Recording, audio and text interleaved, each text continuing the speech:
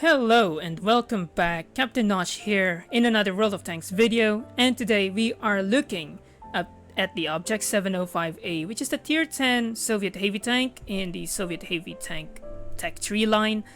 We have looked through the tech tree. We have started with the ISM at tier 8, went on with the Object 705 at tier 9, which plays very similarly to our tier 10 here, which is the Object 705A. So between the 705A and the 705, what is the main difference? Well, the Object 705, in my opinion, is still much more better tier for tier, because one tier lower means, you'll be meeting tanks one tier lower as well. And this thing getting into tier 7 battles is basically heaven, it's paradise. You can bully the enemy tank, the enemy team, I mean. But when we get to the Object 705A, being at tier 10, the lowest tier you will meet will be tier 8, and tier 8s, they start becoming a little bit more harder to fight against. And the 705A doesn't really have much of an upgrade on the 705. In fact, most of the upgrades are basically just the gun and the turret and some, a little bit of armor. So one thing that differentiates this from the 705 is the gun. This tank gets a 152mm M51 gun, which has 256mm of AP penetration and 317mm of heat penetration. It does 650 damage per shot, which is okay, actually really good at tier 10. It's not as high as the E100's 750. Neither is it as slow as the T110U5 and Super Conqueror's 400 alpha damage. Although alpha damage isn't really everything, because one thing that you sacrifice with such a high alpha damage would be your DPM, your damage per minute. This thing gets, a terrible 3.46 rounds per minute, which basically means you have a reload of 17.35 seconds. 17.35 seconds at tier 10 in a heavy tank is not really that great. That basically means you will be spending a lot of time reloading your gun instead of brawling the enemy team. It does have, it continues to have the terrible gun depression of -5, which is very normal for Russian tanks, but you do keep the good 20 degrees of gun elevation, which basically means you can continue shooting up on people who have who have gotten on top of you. And it's a good thing that you can shoot up on those kind of tanks, because there are tanks which does not even have half of this gun elevation, and it's basically impossible for these tanks to shoot up. 2.68 seconds of aiming time isn't that bad, neither is it that good. Basically just means you'll be spending more time aiming if you ever find yourself sniping in this tank, which is, well, I do snipe a lot in this tank. And one thing for sure, while the aiming time is really long, the 0.42 dispersion isn't that bad, but it really gives this gun a very derpy feeling. You can be fully aimed, and when you shoot, your shell can still go very high, it can still go very low, and most of the time it goes really low, which is very annoying. Survivability wise, this thing has 2,450 hit points, which is a little bit better than the tier 9, to be honest. It's just 450 hit points. It's not really a super heavy, though it does play like one because of the gun and the armor layout. It's it might as well be a super heavy like the E100, but it doesn't sport the same hit points as the 60 TP, which in my opinion plays the most similarly to the Object 705A. The 60 TP gets a very similar gun, but it gets 2,600 hit points, which is a lot more better. Hull armor wise, you get 175mm in the front, 100mm in the side, and 60 in the rear, which is really good.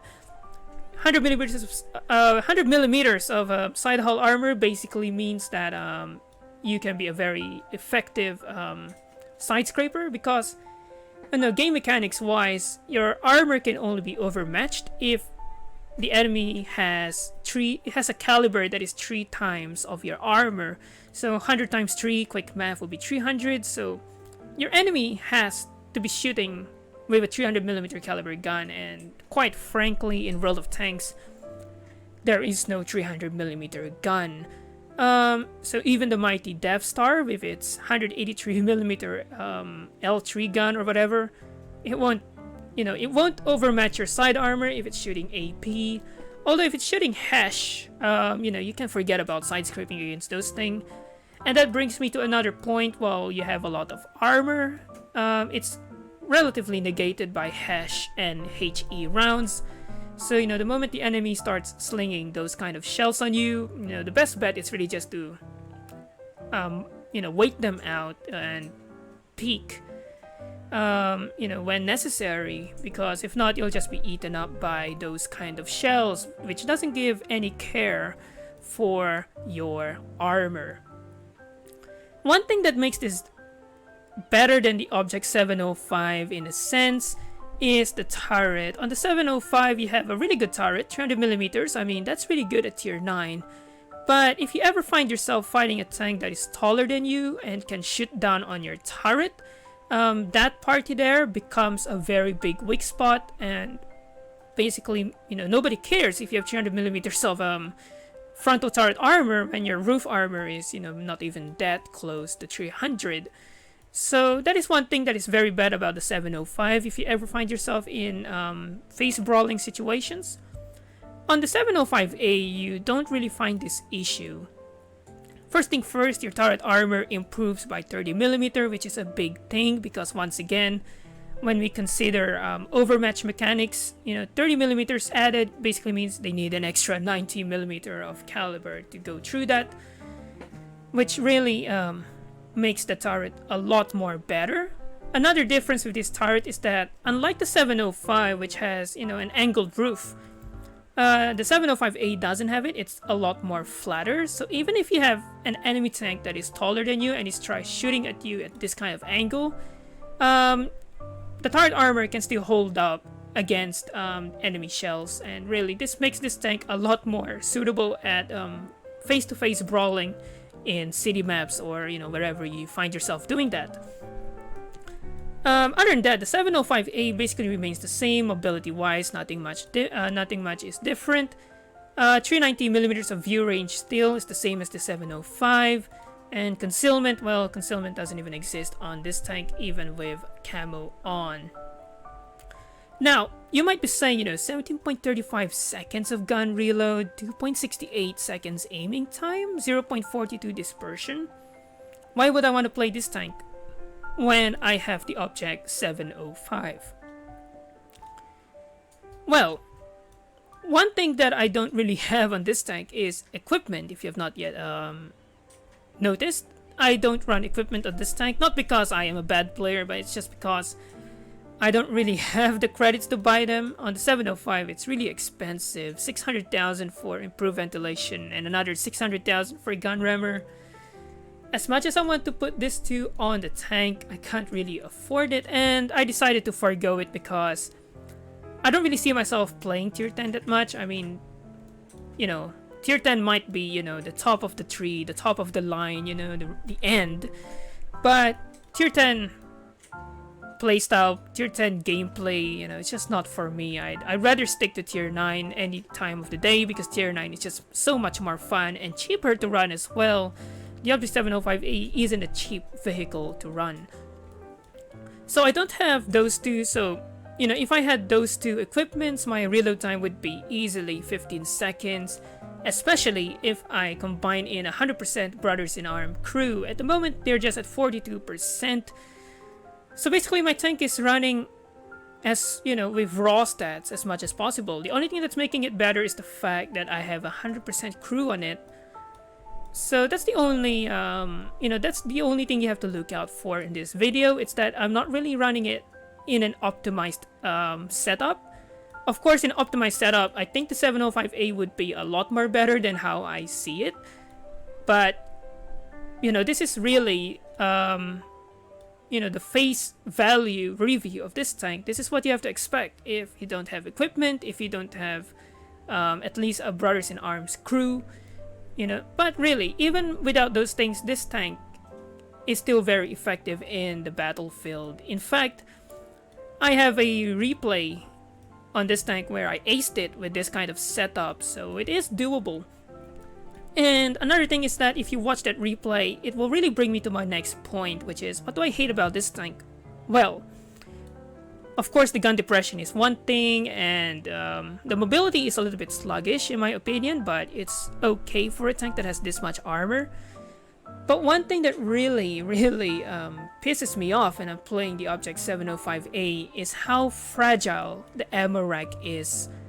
It almost feels like every time an enemy tank shoots you in the side, your ammo rack just gets damaged. And, you know, lucky me, my turret hasn't really, blown off. I've always been able to get away with a damaged ammo rack at best, which basically means I have to waste my repair kit to fix that. So that is one big problem with the 705A and the 705 at tier 9. Both tanks seems to share this same problem.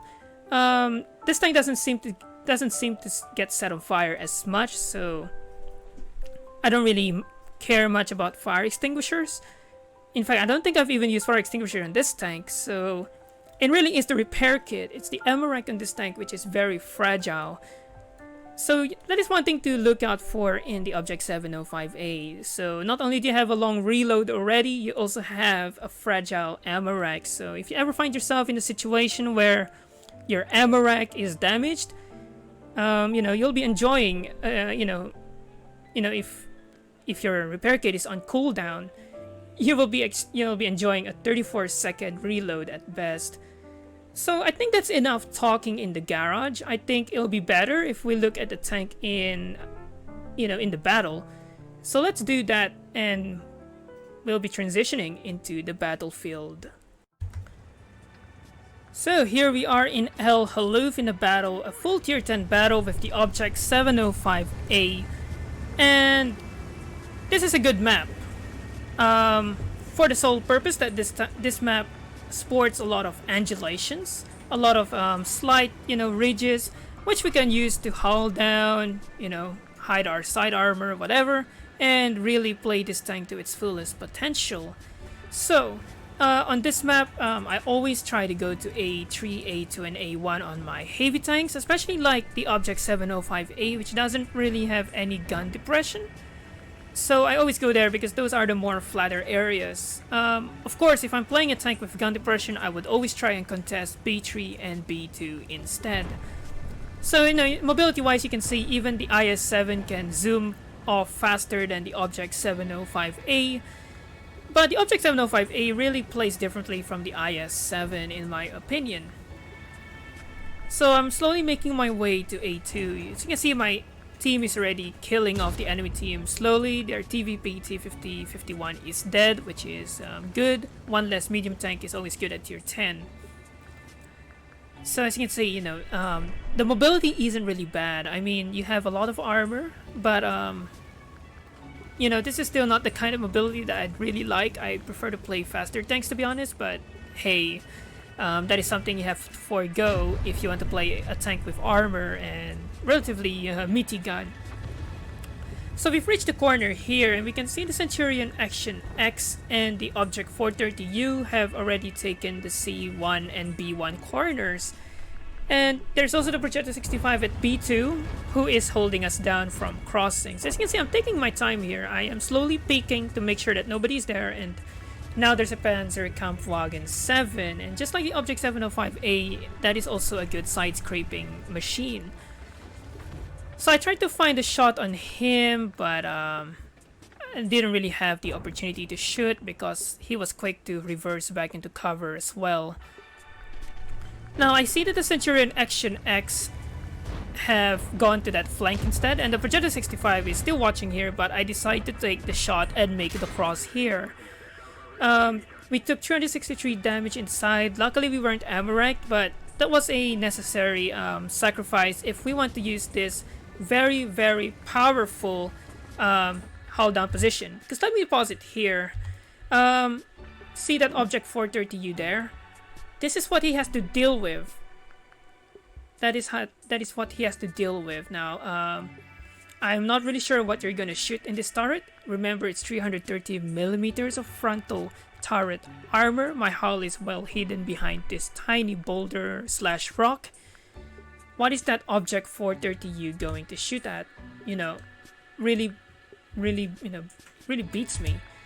So as you can see, I snap a shot into his lower plate. He bounces off our tank. So that's our first shot of damage, 634. It was a low roll, but it wasn't really a bad low roll, so I wasn't really affected. Now even the STRV with its 308 millimeters of APCR penetration can't get through our turret there as well. So you really see how powerful the 705A can be if you have this kind of positions where you can hide your hull armor and only show your turret. This tank is basically really good at this kind of battles. Now it's obvious that the Object 430U and the STRV 103B won't be poking out again because, you know, we saw they basically don't have a single shot on us.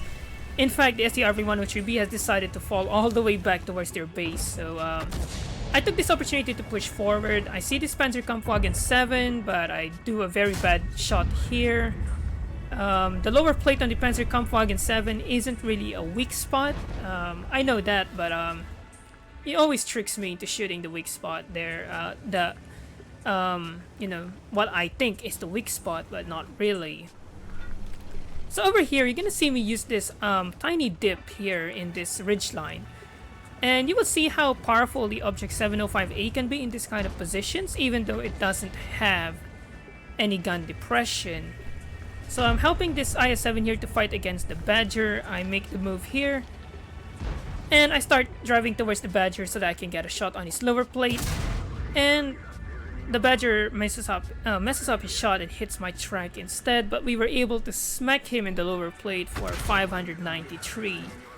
Now, artillery has taken an interest on me and it started dumping HE shells on me as well, and we took 286 damage, which is not that painful, but it's going to be very annoying later on. The Object 430U tries to sneak a shot on our side armor, but once again, this ridgeline meant that our hull armor was actually hidden from him, so all he had was the side of our turret, which might, as far as it might not even be as strong or as heavily armored as the front, the side turret armor can still pull off some magical bounces if you have it angled properly. So the 430U won't be coming again. This Progetto 65 makes a very, very bad move here. So I start aiming for him while I'm reloading. I take a shot from him and I shut him down. The UDES 1516 starts shooting HE at me. The 430U tries to find a shot at me again, but being able to side scrape as soon as possible, he only has my tracks, and since he shot heat round, my tracks basically eat the damage. Once again, I shoot the Panzerkampfwagen 7 in the lower plate, which is not really a good idea. The UDES 1516 has changed to APCR, but once again, our side armor is holding up. Now I'm asking my team for help here because this Panzerkampfwagen 7 is really angry with me. Finally, I shoot him in the real weak spot. But now we are in this very awkward position. Artillery can hit us, artillery can splash us, and we're left to down with just 46 HP. Now 46 HP, it doesn't matter who finds you, it doesn't matter what tank finds you. As long as they shoot HE and they hit you somewhere not as heavily armored, you'll be dead. So I'm in this very weird position where I'm basically, I can be splashed by RT anytime, and I can be splashed by anyone for that matter. Now, I won't be, with this low hit points, I'm not going to poke in front of the UDES 1516 because it's just very, very risky. So I use my, okay-ish mobility to make a flanking move here. And I try to stay close as possible to cover so that artillery can't, find a shot on me, or at least he can't find a direct shot on me, which, increases my chances of survival in this battle. We get behind UDES 1516 and we shut him down as well. So, we've done 3000 damage, which is okay-ish. We've bounced 2590 because, good armor. And now we are, the enemy team is left to down, is left to just 4 tanks, 1 artillery, and 3 other tanks. But the 3 other tanks are very dangerous for us either way because the T100 can easily just rush me. The Grill 15 and the Object 268 can easily load HE and splash me to death as well. So over here, I'm playing very, very carefully. I'm no longer being aggressive. I'm being a little bit more passive, if that makes sense, in this battle. So I put myself in a position where, I have cover from artillery. As we can see from the map, the artillery was located last at K4. Where we are here at F3, the RT from K4 wouldn't really have a shot because we have this sort of hill down here, sort of rock formation blocking his shot. I'm waiting for my team to find the Grill 15, but most importantly, I'm waiting for the light tank to spot the artillery and hopefully take him out, because once RT is out of the game, it will give us more flexibility to, look for shots on the other tanks.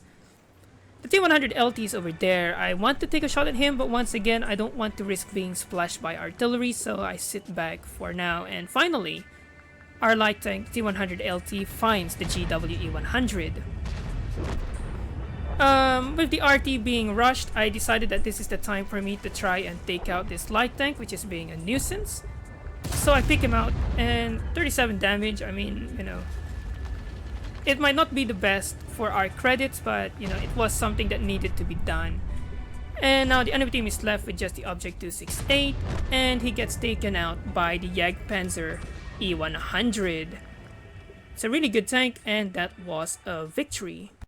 Now I can't quite remember if this was a first class or second class. It was clearly not a ace tanker battle. I didn't really save the post-game stats, but this game really showcases all of everything about the Object 705A. It showcases how it can be a little bit awkward trying to work with -5 degrees of gun depression, which is what I'm trying to do here, and that is what -5 degrees of gun depression looks like. And it really also shows how good this tank can be if you know how to use the turret armor, if you know how to hull down, if you know how to side scrape. If you get all of those things right in this tank, the Object 705A is a very fun tank to play. So, would I recommend people getting the 705A? Quick answer, yes, get the 705A. It's a really, really good tank. It would be better if you have all of the equipment in it, especially if you have all of the bounty equipment, or improved equipment, I should add, and a better crew than I did. Whatever I did in this battle was done with, just 100% crew. There was no improved ventilation, there was no gun rammer. So that is what you are looking for. That is what you're gonna have to look out for. I mean, if you play this tank without any equipment. So really, this battle in El Haluf really showcases the Object 705A. It might not be the tank for everyone. As you can see, I had to play a little bit more passive at times. I wasn't really the one brawling. Although if you do find yourself in positions where you can be a little bit more aggressive, i.e. finding ridge lines like those where your gun depression can still work while you can still hide your hull armor, which is a little bit more, a lot more weaker than your turret armor, to be honest. You can have really good games on the Object 705A, and compared to the E100, at least you're not as boxy, so tanks can't just bypass all of your armor by simply loading heat rounds and whatever. So that is the 705A. It's a really, really fun tank, worth the grind, I can say. If you manage to survive through the ISM, the Object 705 at tier 9 and the Object 705A at tier 10 are really, really good tanks that are worth getting. So I hope you enjoyed the review on this thing. I really like this tank, even though I don't really play it much, but it does get the job done as a tier 10 heavy. And one thing I like about this tank is the barrel. I like how they have this